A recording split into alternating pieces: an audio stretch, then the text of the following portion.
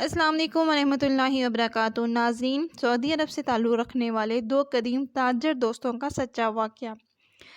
دو تاجر دوست تجارت کی غرض سے سفر پر روانہ تھے۔ دمشق پہنچ کر سرائے میں قیام کیا، رات سوئے، صبح اٹھے تو ایک دوست کہنے لگا کہ میرے تو پیسے چوری ہو گئے، تو دوسرا دوست کہنے لگا معافی چاہتا ہوں، مجھے اس شہر میں کسی کا قرض ادا کرنا تھا، میں نے تمہاری اجازت کے بغیر تمہارے پیسے استعمال کر لیے، میں تمہیں بعد میں واپس کر دوں گا۔ ناشتے سے فارغ ہو کے وہ بازار چلے گئے خریداری کے لیے۔ جب شام کو واپس لوٹے تو سرائے کے مالک نے پیسوں کا بھرا ہوا تھیلا ان کو دیا اور کہنے لگا یہ آپ کے کمرے سے برآمد ہوئے ہیں، یقیناً آپ کا ہی ہوگا۔